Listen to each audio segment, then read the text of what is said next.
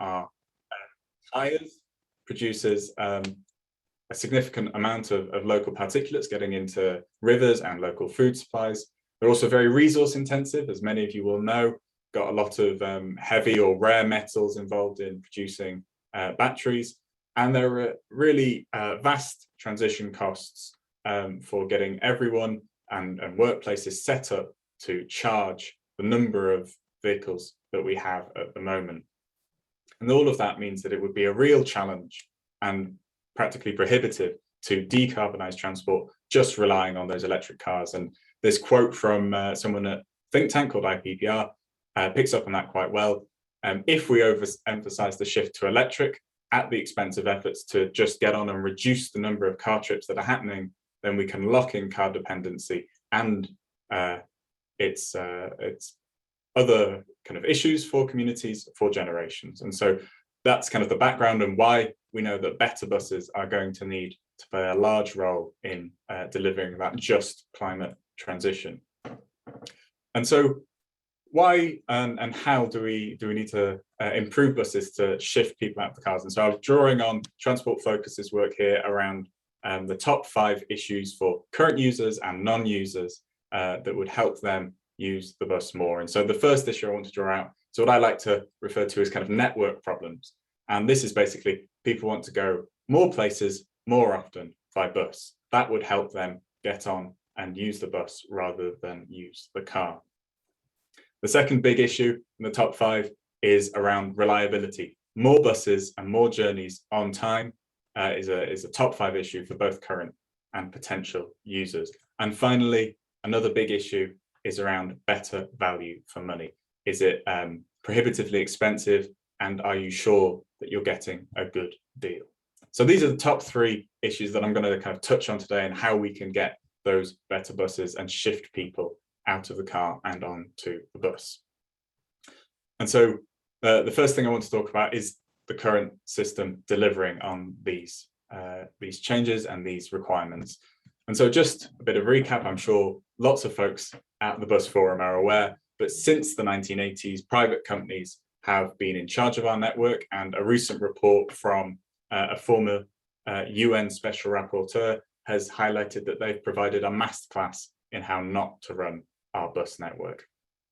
And so the way that it works, just as a recap, is it's effectively a Wild West where bus operators can set their own routes, fares and standards pretty much independently of local people and the local councils, and they get to cherry pick what routes they want to run and leave others for either the council to pick up or simply not to get run.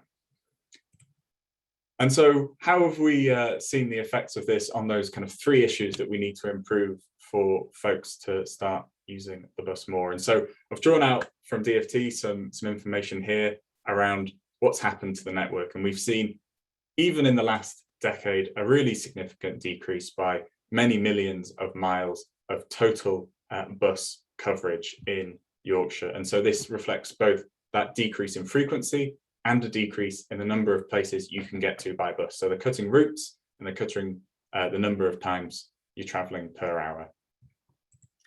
Another issue is around reliability, and this is information drawn from the West Yorkshire Bus Alliance, which I'm afraid, folks, doesn't apply to you over in York, but it's kind of an illustrative point that even during that big lockdown we had at the start of 2021, a large proportion even of buses were not arriving at time at bus stops, and were below the 95% legal target and requirement placed upon operators that they should have 95% of buses arriving on time, which I'm sure many of you will know counts as 1 minute before and 5 minutes after the scheduled time. And this, of course, has a real issue. Just pulled out here a tweet from someone recently showing how at 8:30 at night, so not a time when we've got a vast issue with congestion, still buses are not turning up and leaving young people, perhaps vulnerable people, stranded in increasingly dark bus stations, bus stops. So it's not just about the inconvenience, the lost productivity, it is also about people's safety. And so then on to that third point, another set of recent analysis has shown that the cost of traveling by bus since deregulation has doubled in real terms. So accounting for inflation, it's gone up by 100%. And you compare that to what's happened to the price of driving your car, that has actually gone down. So it's no surprise that folks have got so used to using the car and shifted away perhaps from public control, but also from public transport rather. But also an issue here is around value for money. People are not always sure that they are getting the best deal. And so just pull out a couple of examples here. Last year in South Yorkshire, there was significant frustration around the fact that drivers were getting handed practically a tome. You know, it could be something written by a 19th century author, so, you know, a big booklet full of the different fares being offered by a single operator in South Yorkshire. And so that's what the drivers have got to study up on. How is a user meant to know that they are getting value for money when they're getting on the bus? And similarly, this is Eleanor, who's very much involved in our campaign, an NHS worker trying to get home from being out. And her experience is that she's bought the cheapest ticket she could try and get, which was on First West Yorkshire.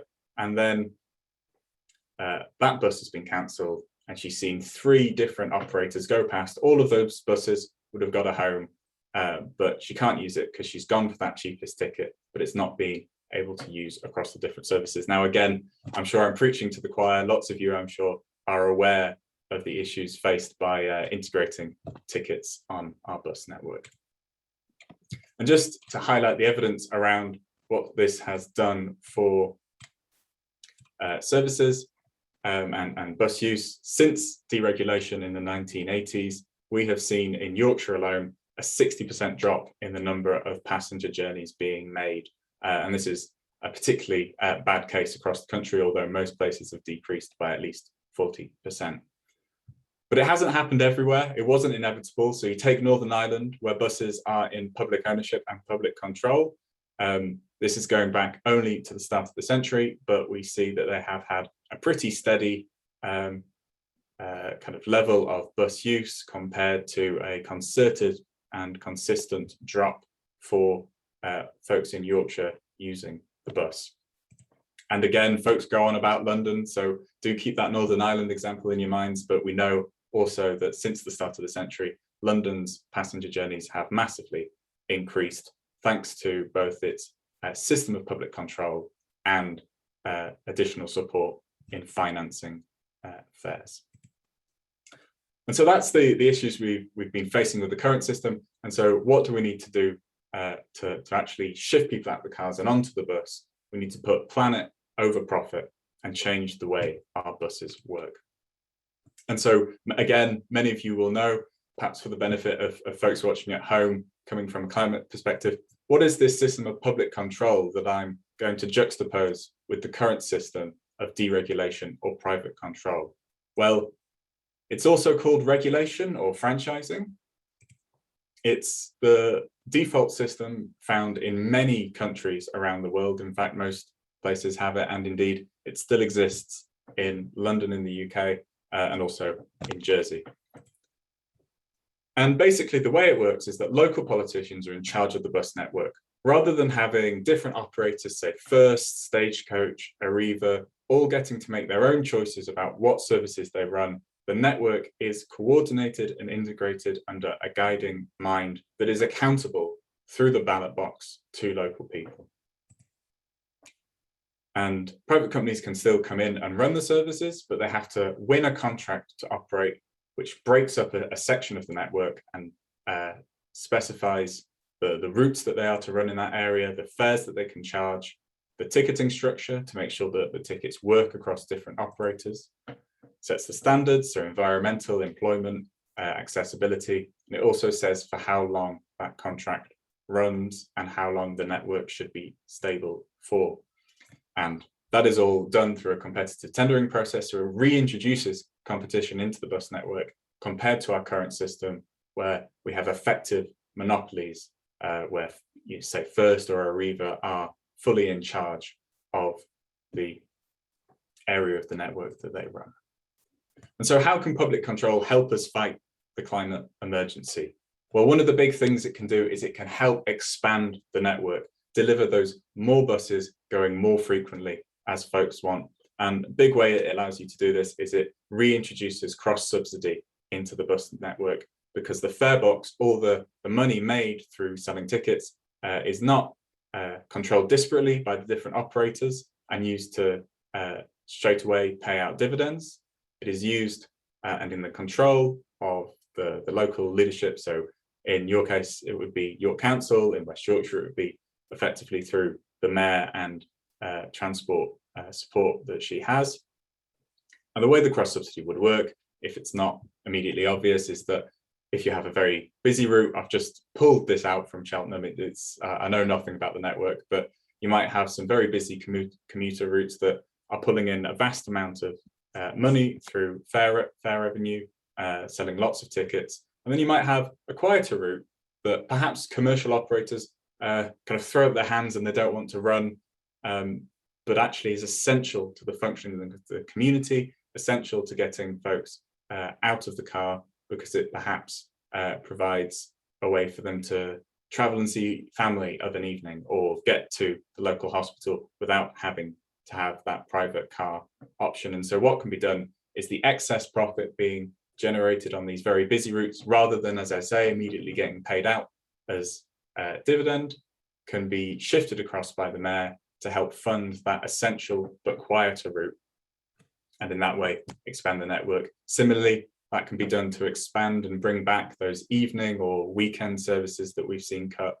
allowing people on shifts to get back from work, or allowing folks who want to just go out and have a nice time of an evening get home safely without having to have a designated driver who is burning fossil fuels in their car to transport everyone home. And so a second point here is that it can also deliver a more reliable service. So I believe that after you've had to listen through my talk, folks will be discussing the bus service improvement plan later this evening. And one thing that we hear a lot from local councils is that they're very excited that they'll be bringing in more bus lanes. And of course, bus lanes are going to be a very useful tool in speeding up journeys and making them more reliable, but they can be over relied on. For instance, earlier that example, folk getting stuck for 45 minutes or more at 8 o'clock at night. The issue there isn't that buses are struggling necessarily to get around congestion. It is that there are some more fundamental issues at play. And so one of the things that public control can support the network in doing is basically having some spare capacity. If a bus is has broken down, or there are significant issues, if you've got enough drivers and you've got enough buses to have someone stand by at the depot, you can say, okay, off you go, replace that service, make sure that it's getting run, and that can help pick up the slack and make sure that people aren't left for vast amounts of time at the bus stop, which of course is, as we've seen through the polling, a big thing that puts people off. They want to know that if they go to use the bus, they will be able to get home. Otherwise, the option of using the car becomes increasingly attractive, because you've got that potency, you've got that power over when you get home. You are not at the whim of a faulty service. Another example, and this is something I think that's been affecting folks across Yorkshire. Well, we've recently had at least 800 drivers short across Yorkshire and the northeast, and that has resulted in some areas, such as York, cutting routes, but also has resulted in a large number of operational difficulties, as the euphemism that we hear often from the local operators. Effectively, they can't run the advertised services, so some are just getting cancelled or they are turning up late. And this is very significantly because many drivers have chosen not to come back after the pandemic. They've seen that they can be getting paid a comparable wage at any number of different workplaces, supermarkets, etc., where they're not being stuck in aggressive traffic all day, working long shifts, and these COVID rotas that have been brought in recently that have reduced their amount of choice in what shifts they take. So another way that public control, by putting the experience of drivers and their needs at the center of delivering a good service, can increase reliability by making sure there are enough drivers to run the advertised services, or, as we've just talked about, have enough on standby to make sure that we can pick up any slack. And then just one final point here is that public control can also bring in requirements on accessibility and standardize the design of buses. So lovely buses in London, not only often newer and fancier, but have multiple ways to get on and off the bus, which again increases reliability and frequency, because you haven't got such long stops for alighting and boarding if people are just, as they do in Yorkshire generally, having to come in and out through a single set of doors. And it can also be helpful to standardize the design so that it's flat on the ground floor of the bus and easy to use if you've got a pram or you've got a wheelchair or some other mobility issue. Makes it much easier to get sat down and for the bus then to get off, which is not only good for accessibility, but it's actually good for everyone, because it means that we can get the bus moving sooner without putting anyone at risk. And so on to that final point, guaranteeing value for money. So an obvious way that public control can help fight the climate crisis on this issue is that in London and in other areas with public control, public ownership, the ticketing system kind of works in an intuitive way. You can get a ticket for perhaps an hour's travel in London, and sure, you can use the first bus that comes along that might be run by Stagecoach, and then if you've got a connecting bus to get you to the next area, even if it's run by Arriva, a Abellio, a Transdev, you can get on it and you can get to your destination. So it makes people feel that they're getting value for money. They can move around easily on the network. They've not got to buy multiple tickets to get around. But another benefit that public control offers is, rather than having to introduce subsidies in very specified ways, so for instance in West Yorkshire, under 19s get subsidy from the local authority, it actually allows you to bring the whole price of the ticketing offer down, which helps folks, helps families move from a car mentality to a bus mentality, because they can look at it and go, oh, we can all ride cheaply. It's not just our children, our teenagers who can get on the bus. This is actually something for everyone. And we know we're going to get value for money if we, say, travel as a family, or if you're a working age person traveling to and from work, you know you can get a good deal. And so how in West Yorkshire and potentially in York do we win this change? Well, I'll just touch on what myself and my colleagues at Better Buses for West Yorkshire, the TUC, environmental groups, trade unionists, and kind of local civil society, what we've been doing to push for change. And then we can move on to questions, and I'm sure you're all keen to get into the detail of this. And so, building a winning campaign, the way we set about pushing for change is we wanted to identify the key decision makers around public control and find when they would feel most under pressure, so we could take advantage and really push for them to deliver what is, frankly, an essential change for delivering this just transition to the climate crisis. And so we identified that because at the minute it's easiest for metro mayors to deliver public control, when West Yorkshire's new mayor was being elected earlier in May, that was the prime time for us to push for this change. And what we decided to do is that we needed to show that it would be politically painful to not sign up to our demand for public control. We wanted to show that this was something that had backing from passengers, from drivers, from non-bus users, from climate activists, from across the community, because it would enable folks to move out of the car without pushing the cost onto them, which is often what happens at the moment when we try and transition our transport network. And so one of the ways we set about doing that was to empower local communities to build their own pressure campaigns and force decision makers to pick a side. And something that we can often shy away from, but in this political scenario, it can often be appropriate. We needed to shame decision makers if they were not willing to get on and deliver what is frankly a really urgent transition for the bus network. And so what did this look like more in practice? Well, if we wanted to make it politically painful to avoid our demand, we set about showing that the community was behind us. And so I mentioned earlier that we built a local coalition of unions, environmentalists, and civil society.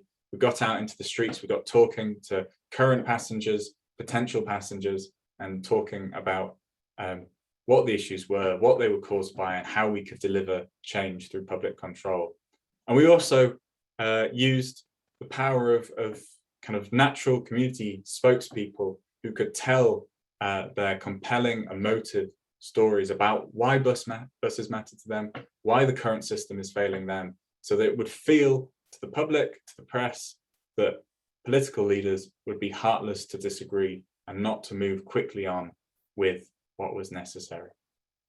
And we also set about trying to make this a real defining issue of the West Yorkshire mayoral election, so that everyone felt they had to have an answer on not just how to improve transport. Of course, most local politicians always have something up their sleeves, but why they needed to get on with public control and how they would deliver those improvements specifically. And so I've just brought up a couple of actions for us here that we took. So one of the things we did was we ran a reverse town hall, which is basically rather than running a hustings where we invite the candidates to come and speak to us about their plans, because I'm sure they would happily tell us all, we invited them and we gave our community spokespeople the opportunity to tell their emotive stories, to make the case that we needed rapid change if we were going to deliver a better deal for current users and deliver, importantly for this talk, a deal that would attract people out of the car and on to public transport. And at that session, just for background, we got 4 of the 6 candidates to commit to start the public control process in their first 100 days. We also set about making this a defining election issue, as I already said, and one of the big ways to do that was to get into the press and make the case that this was a really important issue for local people, and every candidate needed to have an answer. And the kind of crowning glory of that was one of our campaigners, Eleanor, who I spoke about earlier, was invited to speak and ask a question at the BBC's mayoral kind of hustings that it hosted. And I think that vindicated that this was a really top priority for the campaign.